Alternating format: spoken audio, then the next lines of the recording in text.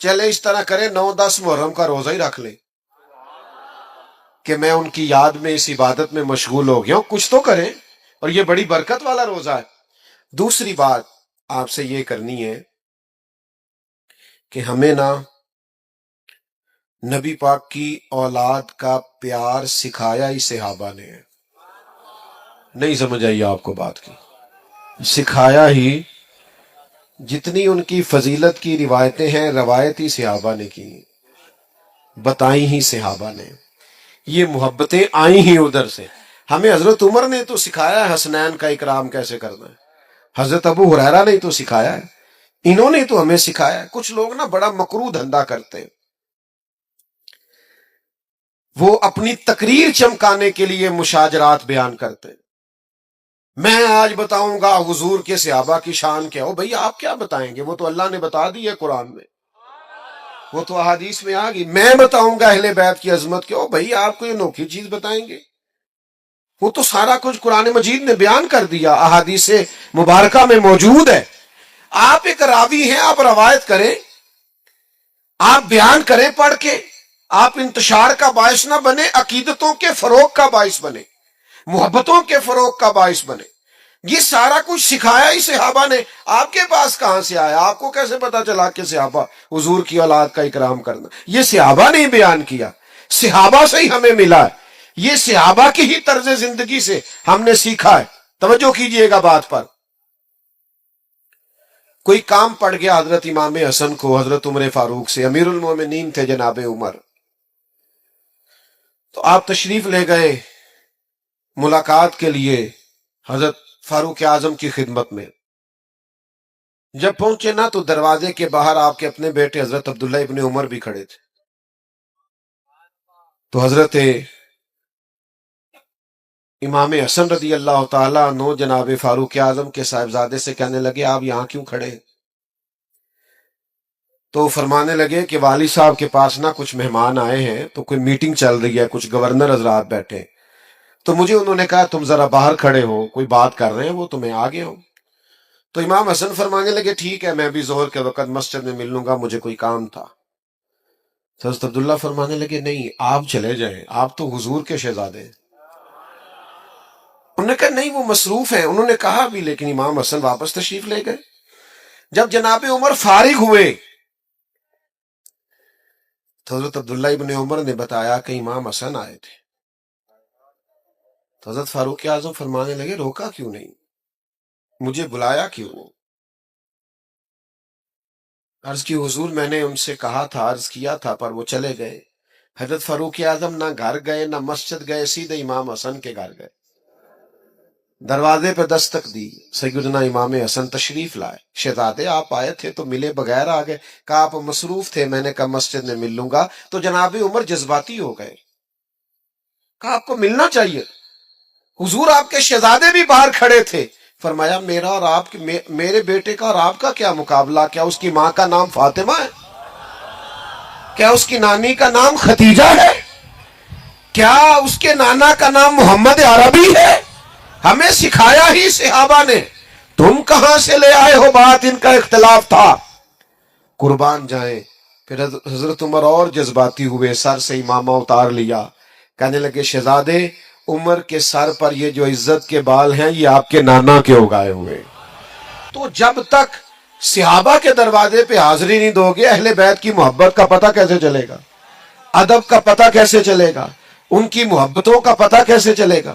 علامہ اسماعیل حقی رحمت اللہ علیہ نے ایک بات لکھی، فرماتے ایک دن حضور علیہ السلام تشریف فرما تھے، تو جس کمرے میں حضور جلوہ فراز تھے وہاں جگہ کچھ کم تھی، اور صحابہ بالکل حضور کے مقدس قدموں میں آ کے بیٹھے ہوئے تھے، اور باہر بھی جہاں تک جگہ تھی کونوں میں دیواروں سے لگ لگ کے صحابہ بیٹھے تھے۔ اچانک ایسا ہوا کہ مولا علی شیر خدا تشریف لے آئے۔ ہر صحابی چاہ رہا تھا میں اٹھ کے مولا کائنات کو جگہ دوں، کیونکہ سب جانتے تھے علی کی محبت ایمان ہے، ان کا بغض نفاق ہے۔ ہر ایک چاہ رہا تھا میں اٹھوں، اپنی جگہ چھوڑوں، گنجائش بناؤں اور شیر خدا کو بٹھا دوں۔ قربان جائیے، سارے ہی چاہ رہے تھے، پر پتہ ہے سب سے پہلے کون اٹھے؟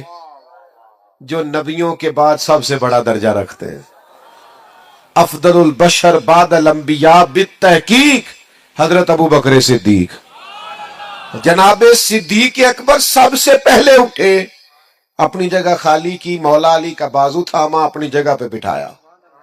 اب صحابہ کا مجمع ہے، حضور جلوہ فراز ہیں، کوئی تبصرہ کر ہی نہیں سکتا، حضور خود ہی بولے، فرمایا دیکھا تم نے میرے ابو بکر نے کیا کیا؟ دیکھا تم نے یا رسول اللہ؟ دیکھا۔ حضور فرمانے لگے کوئی عزت والا ہی کسی کی عزت کو پہچانا کرتا، صاحب عزت ہی کسی کو عزت دیتا۔ عزیزو، یہ تو ہمیں ان لوگوں نے سکھایا ہے۔ اس لیے وہ بعض لوگ ایسے ہیں کہ ان پر اب غصہ نہیں آتا، اب تو ترس آتا ہے کہ یار تم کیا دھندا کر رہے ہو تقریر چمکانے کے لیے؟ ان لوگوں کے مابین تم اختلاف بیان کرتے ہو جن کے بارے میں قرآن نے کہہ دیا اشداء علی الکفار رحماء بینہم، یہ کافروں پہ سخت ہیں، آپس میں تو بڑے رحم دل ہیں۔ تو جن کو قرآن مجید کہہ رہے رحم دل ہیں، نس آ گئی، تم مزید کوئی نیا عنوان کیا بیان کرتے ہو؟ تو بھائیو، ایک تو یہ کہ ان سے احترام کریں، اور دوسرا یہ کہ سمجھیں ان کی محبت اور عقیدت ہمیں کس نے سکھائی۔ تیسری بات، بہت مشکل نہیں ہے فلسفہ کربلا سمجھنا، کیونکہ لوگ پیغام امام حسین پر عمل نہیں کرنا چاہتے، اس لیے کہتے ہیں بڑا مشکل ہے، بڑا مشکل ہے۔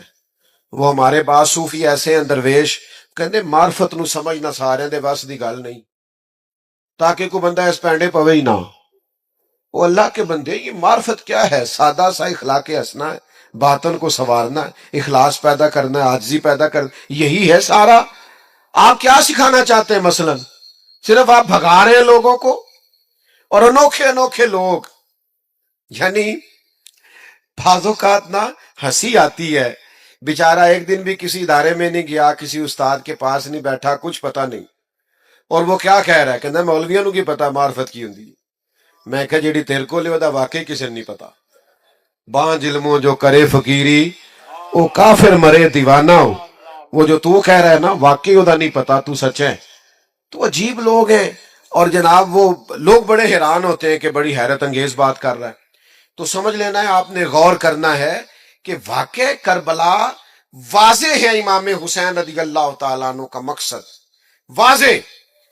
امام حسین نکلے تھے کہ ظلم نہیں کرنے دیں گے، جبر نہیں کرنے دیں گے، بربریت نہیں کرنے دیں گے، غیر اخلاقی انداز نہیں اختیار کرنے دیں گے، کوئی بادشاہ جبر کے زور پر اگر مسلط ہوگا تو مسلط نہیں ہونے دیں گے۔ ظلم و جبر و بربریت کے خلاف نکلے امام حسین۔ اور پھر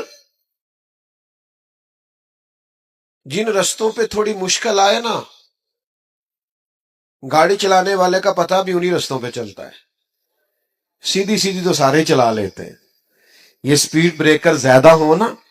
وہ ایک دفعہ ہم سندھ گئے ہوئے تھے کچھ دنوں کے لیے، مختلف محافل میں 5-6 دن لگ گئے، تو واپسی پہ سکھر پہ موٹر وے سے چڑھ گئے، تو میں نے اپنے گاڑی چلانے والے دوست سے کہا لو اب لاہور تک آسان ہے، تو کہنے لگا حضرت صاحب ہے مشکل جی۔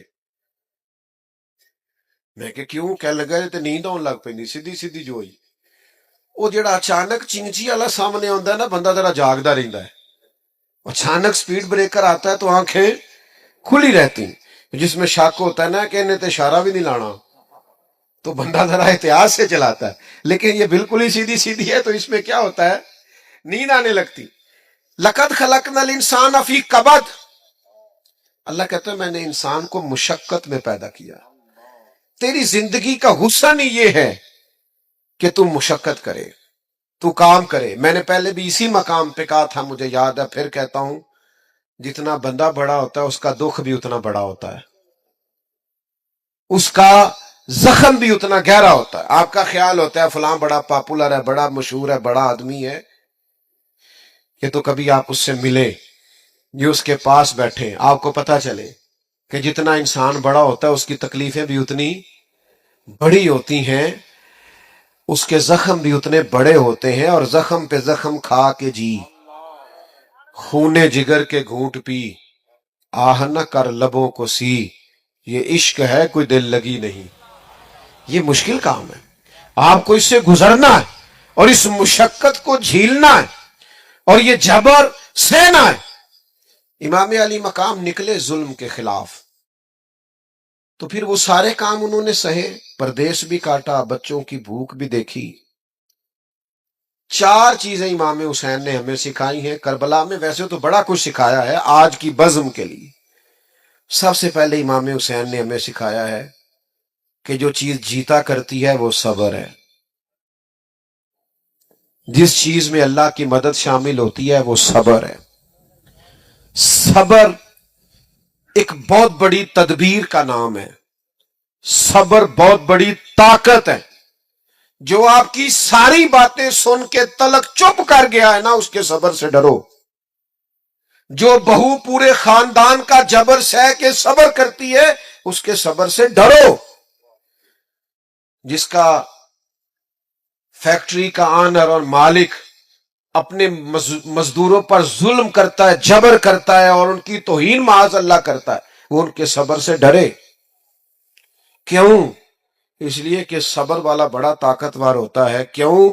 کہ ان اللہ مع الصابرین، صبر کرنے والوں کے ساتھ اللہ. میدان کربلا میں کیا جنگ تھی؟ ہزاروں کے لشکر سے 72 لوگوں نے لڑنا تھا. اس جنگ، وہ جنگ تلواروں کی تلواروں سے نہیں تھی، نیزوں کی نیزوں سے نہیں تھی.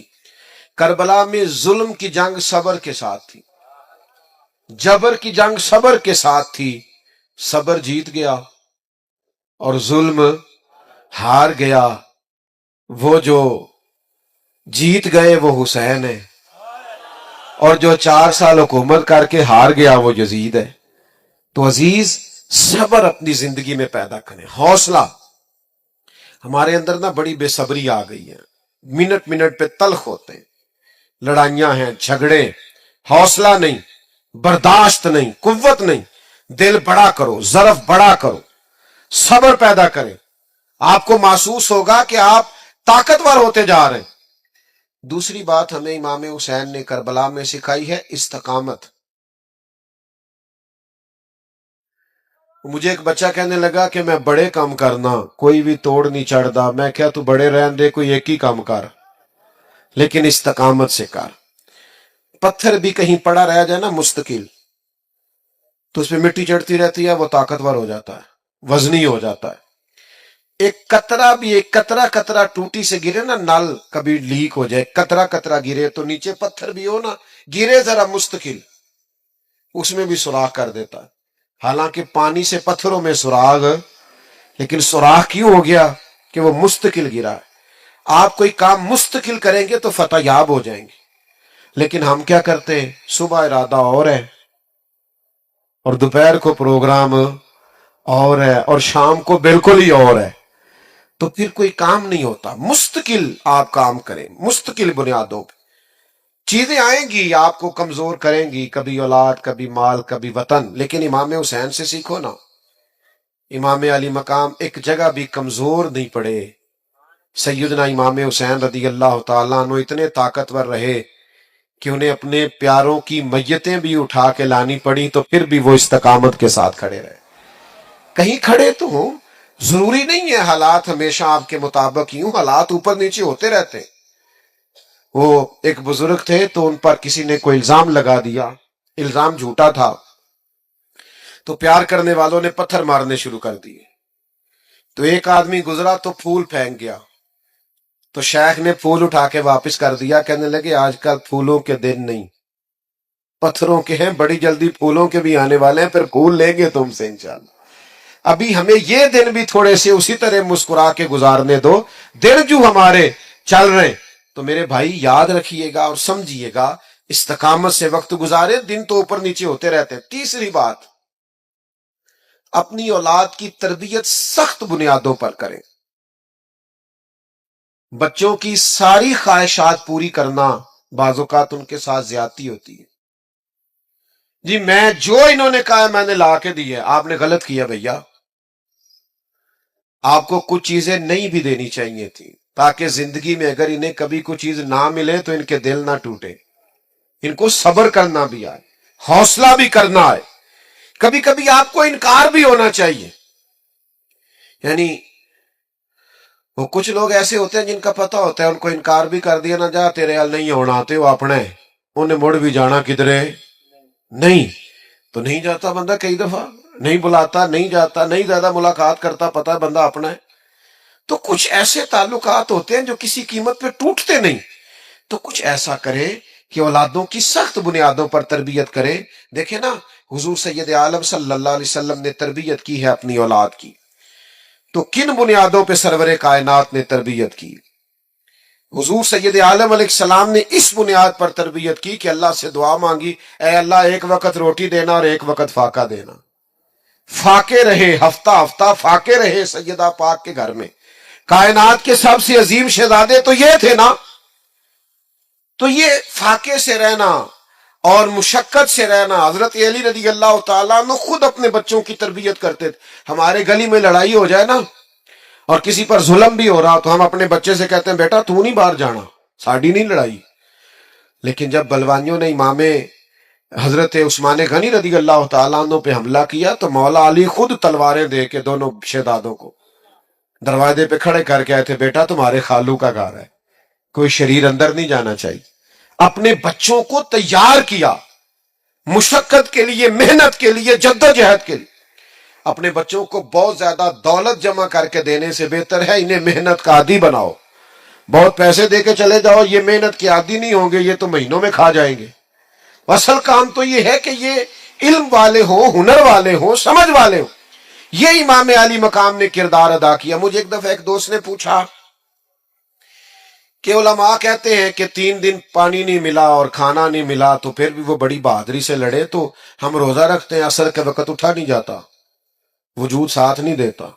تو انسانی وجود میں اتنی طاقت نہیں ہوتی کہ 3 دن کھائے پیے بغیر وہ گزارا کرے تو کیسے ہو گیا؟ تو میں نے کہا آپ کی بات فلسفے کے لحاظ سے درست ہے لیکن اگر کسی کی ماں نے 7-8 سال کی عمر میں سکھا دیا ہو 3 دن بھوکے پیاسے رہنا تو پھر کیا خیال ہے؟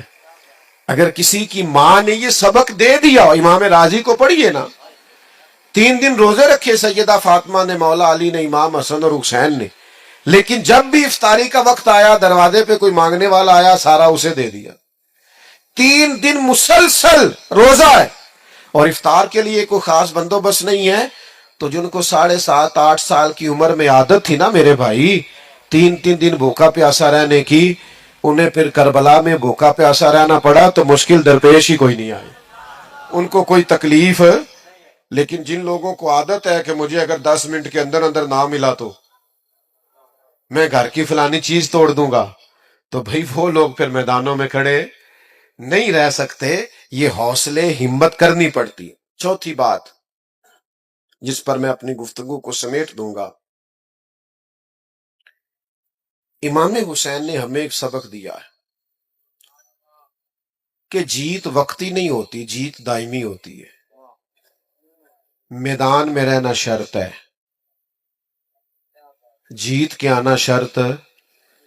جوانوں دیکھ رہے ہو میری طرف یہ جو لوگ 6 مہینے کسی دینی کام میں لگ جاتے ہیں وہ کہتے ہیں انقلاب کیوں نہیں آیا.